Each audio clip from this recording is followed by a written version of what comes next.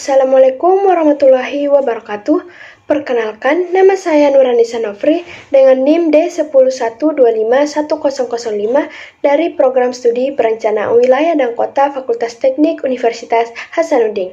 Pada video ini, saya akan memaparkan video tutorial analisis data menggunakan aplikasi SPSS dan video ini disusun sebagai tugas pengganti ujian akhir semester pada mata kuliah statistik.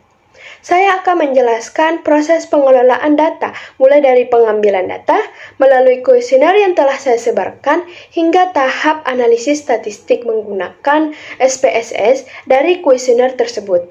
Saya memperoleh dua set data yang selanjutnya dianalisis dengan dua analisis, yaitu analisis statistik parametrik dan analisis statistik non-parametrik.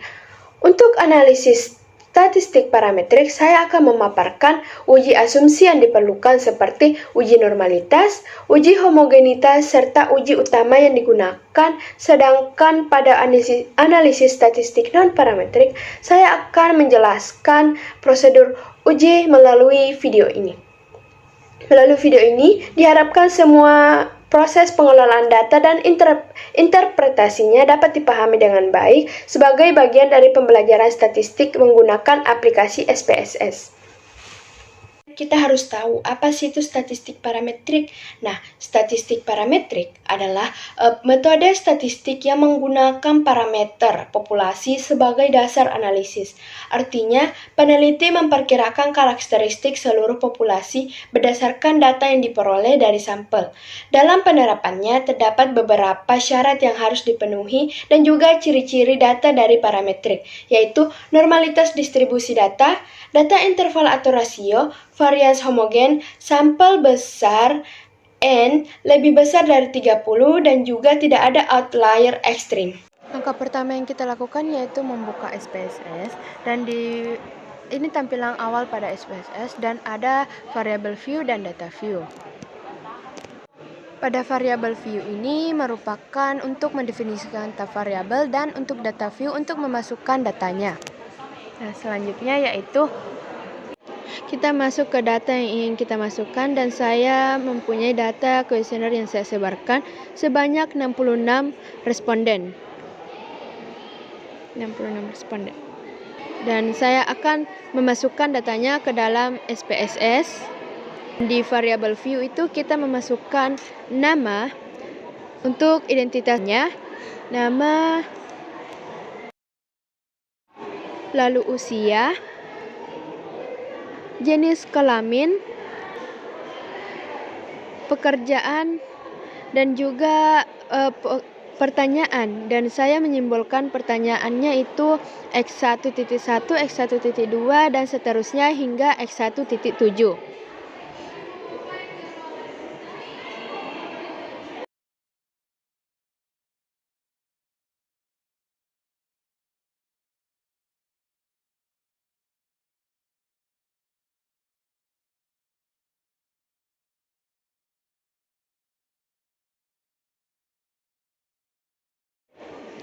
Nah, setelah itu pada bagian nama, type-nya itu kita ubah jadi string, dan labelnya kita ubah menjadi nama responden.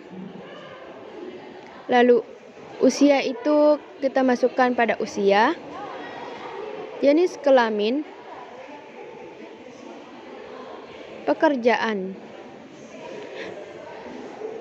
Nah, untuk value-nya itu masukkan pada jenis kelaminnya 1 pada untuk laki-laki, add 2 untuk perempuan,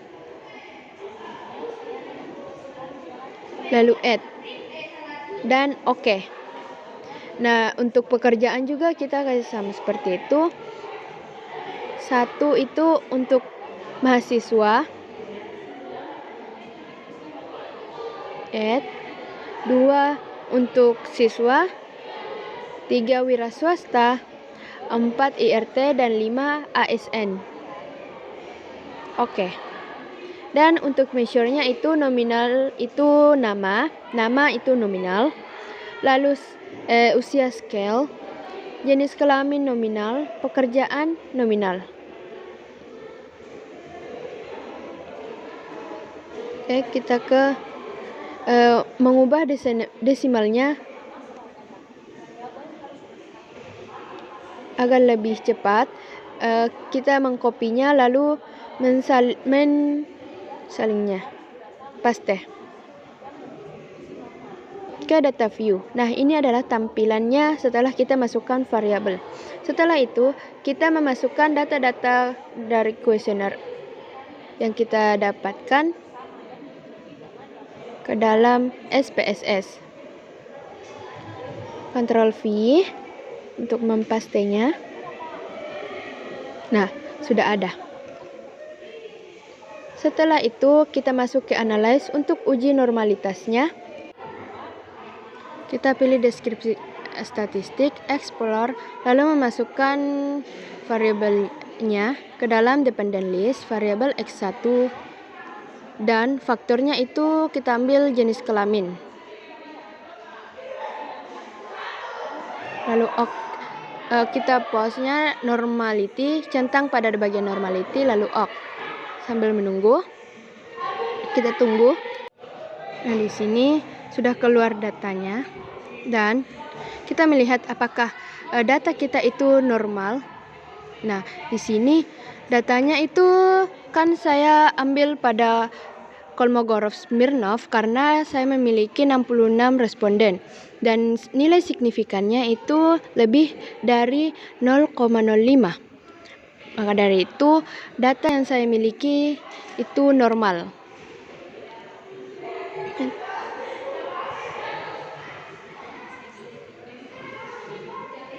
Nah, interpretasinya yaitu jika nilai signifikan lebih besar dari 0,05 maka data normal. Jika nilai signifikan lebih kecil dari 0,05 maka data tidak normal. Dan saya mempunyai data yang normal karena lebih dari 0,05 signifikannya pada Kolmogorov-Smirnov. Lalu kita men-save-nya. Selanjutnya uji homogenitas, masuk ke Analyze, Converse mean, lalu one way ANOVA, dan kita masukkan variabelnya ke dalam dependent list variabel, lalu jenis kelamin pada faktor. Lalu kita centang Turkey dan option itu kita pilih homogenitas. Continue lalu OK. Nah, di sini telah muncul test of homogeneous variance-nya itu lebih dari signifikansinya yaitu lebih dari 0,05 yang menunjukkan bahwa varians yang kita dapatkan itu homogen. Kita lihat interpretasinya pada keputusan uji homogenitas, nilai sig-nya itu lebih besar dari 0,05. Di data yang saya dapatkan yaitu termasuk homogenitas. Kita mensimpannya.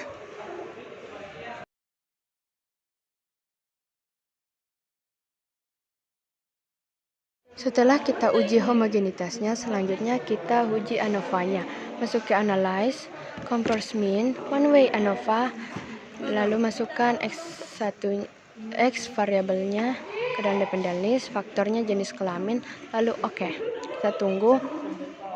Ini adalah hasil uji ANOVA-nya yang terdapat nilai signifikannya yaitu lebih dari 0,05. Berdasarkan hasil uji ANOVA, diperoleh nilai signifikansinya itu lebih besar dari 0,05. Hal ini menunjukkan bahwa tidak terdapat perbedaan yang signifikan. Dengan demikian, jenis kelamin bukan variabel yang mempengaruhi tingkat kepedulian lingkungan pada responden dalam penelitian ini.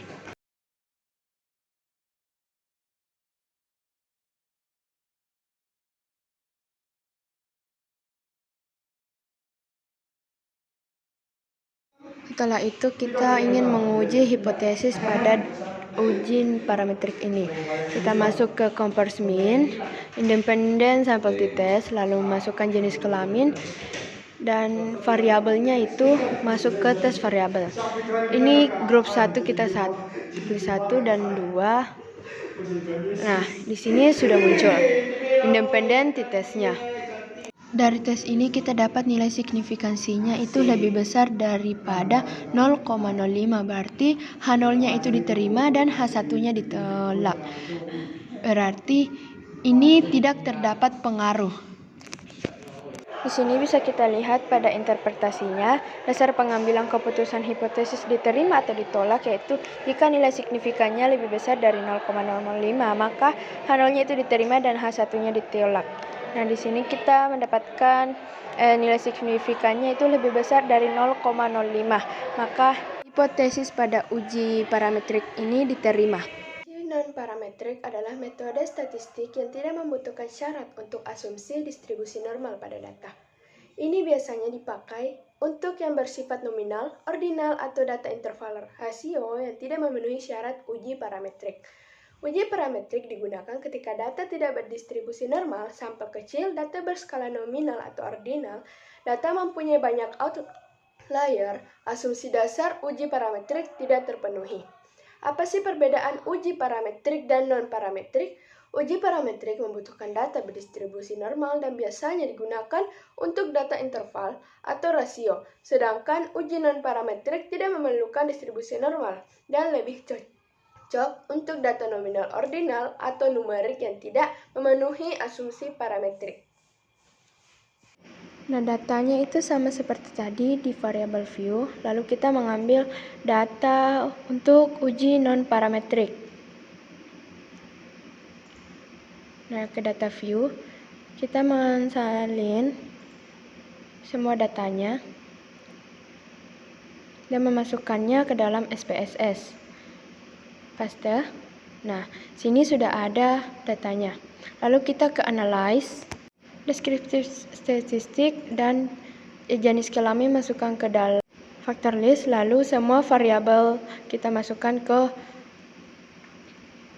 dependent list. Oke, kita menunggu. Nah, sudah ada uji normalitasnya. Kita ingin menguji apakah nilai yang kita dapatkan itu cocok untuk uji parametrik. Nah, di sini nilai signifikansinya itu lebih kecil dari 0,05. Jadi cocok untuk diuji non-parametrik. Selanjutnya kita ingin menguji parametrik dengan man with new u.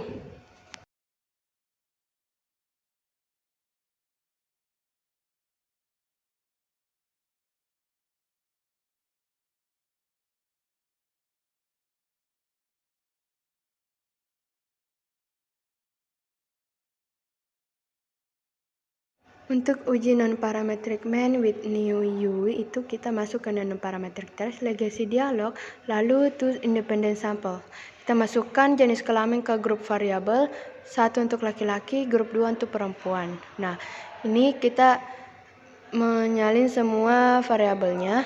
Nah, kita centang pada man with new u, lalu oke. Di sini sudah ada muncul hasil dari man with new dan signifikansinya itu lebih dari 0,05, yang dimana pada interpretasi dasar pengambilan signifikannya lebih berbedaan, dan sebaliknya jika nilai signifikannya itu lebih kecil dari 0,5 maka ada perbedaan. Sehingga kita mendapatkan nilai signifikannya lebih besar dari 0,05, maka ini dari parametrik pada uji what new u ini. Setelah ini kita men-save outputnya.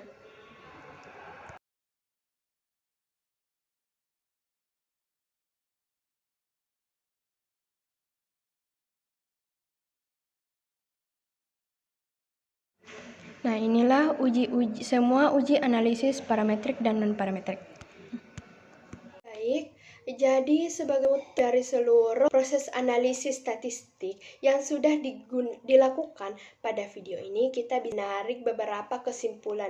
Yang pertama yaitu kita sudah memulai analisis dengan melakukan proses input data kuesioner sebanyak 66 responden ke dalam SPSS dan dimulai dari peraturan variabel pada variabel view, pengisian data pada data view, sampai memastikan skala pengukuran.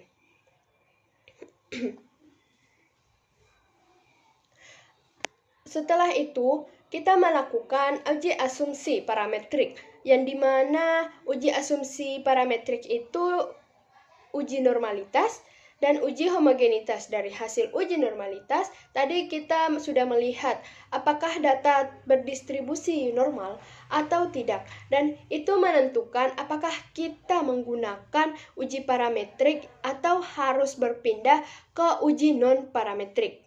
Kemudian, kita juga mengecek uji homogenitas untuk memastikan apakah data varians antar kelompok itu sama, bersifat sama.